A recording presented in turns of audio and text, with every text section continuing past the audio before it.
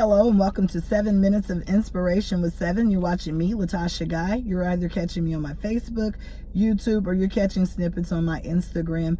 I would like to welcome you to today's blog. It's been about a week since I last posted. My blog on YouTube is called 7 Minutes of Inspiration with 7. And so 7 with 7 is dedicated to the motivation and empowerment of others through those real life situations that we all often go through, just needing that strength to push forward. This week, I contemplated on a lot of things that I wanted to discuss, but there was one that hit me very passionately.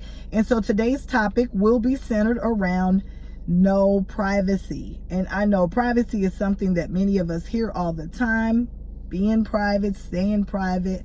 And so I just like to go a little bit more in depth on the discussion of privacy, no privacy, how it can affect our life and how we move forward. It's the simplest little things that really get caught up in my head. My head sometimes is extremely cluttered with so many thoughts that I've gotten to the point I use my note section of my phone.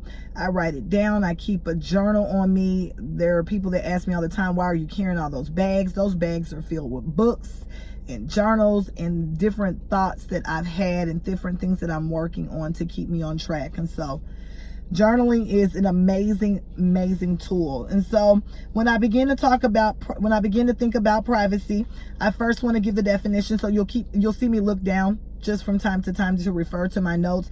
Privacy is the state or condition of being free from being observed or disturbed by other people. Now for me, I immediately begin to ponder how many of us are suffering from no privacy. We just don't have any privacy between the social media, things that we put out there. Privacy can affect so many different areas of our life, and it's not just what we share, it's sometimes what we give away. Privacy is disturbed by those things that we engage in. Our privacy is stolen when we sometimes surf online, so we do have to surf responsibly.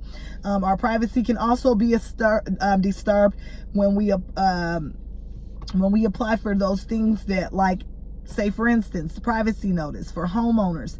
Each year you receive a privacy notice. If you have a credit card, if you have car insurance, they send you a privacy notice asking you, is it okay to share your information?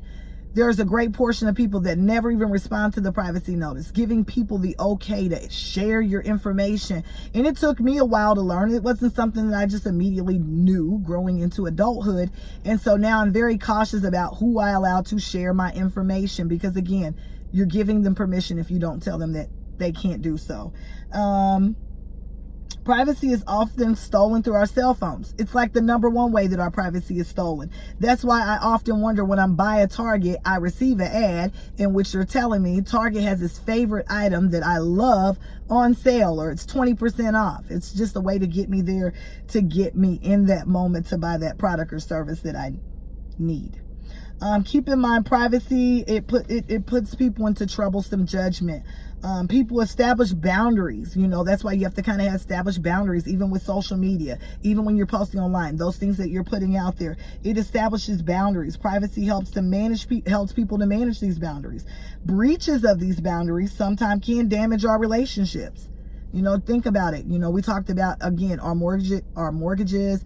Credit card companies can share our information. If we've told them that we desire for them not to share our information, they continue to share our information. They do lose our trust, because again, now we've got to call them and get it right. And again, hopefully they have great customer service. Some tips and tools I just began to look up, and how do we manage those private moments in our life, those private situations, those things we don't want to share. Well, we've got to think about what it's going to do to us if we just continue to not be private. Privacy allows people to manage their reputations, how they're judged by others. It can affect your opportunities, friendships, and overall your well-being. People can misjudge you. They can judge in haste. They can judge out of context. And they can judge without really knowing the whole story. Just looking at a person from the lens, from the eyes of what they see versus what they really know. Trust in your relationships, personal, professional, governmental, commercial, can depend on you trusting that other party. If someone wrongs your trust, you may not ever want to do business with them again. And so that is that is one of the most important reasons why we have to make sure that we're working on keeping trustworthy relationships. Privacy also puts a limit on power. Privacy helps to limit governmental power. The more someone knows about us, the more power they have over us. That's why it's often good to sometimes let some things be a mystery. People don't need to know everything. A big thing is like when you go and you're shopping and they want to give you that 10% off your favorite pair of jeans, and they want you to apply for this and apply for that. And that's, again, giving away your privacy. Giving away your privacy for 10% or $20 off maybe your favorite pair of jeans. It also privacy puts in place for you respect for others.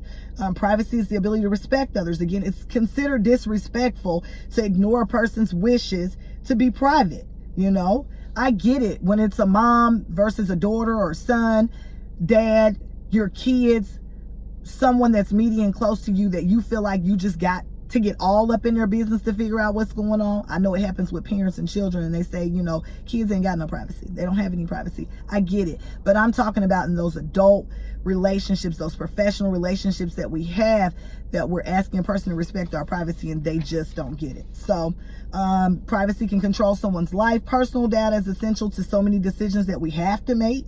It can affect our personal and professional relationships. Personal data is often used, it's determined whether we're investigated by the government, whether you're searched when you go to the airport, even your ability to fly.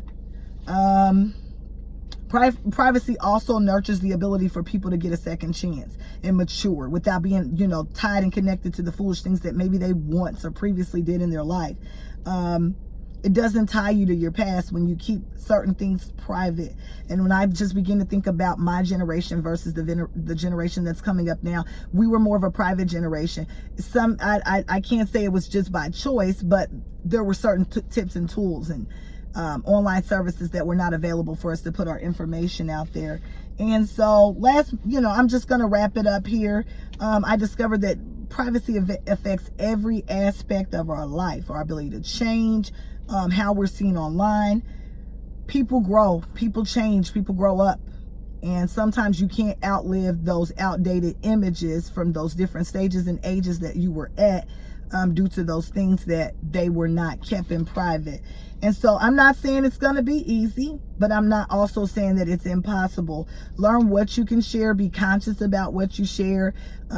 Make sure it's meaningful. Make sure it represents the true you of who you are today, where you want to go, how you want to be seen.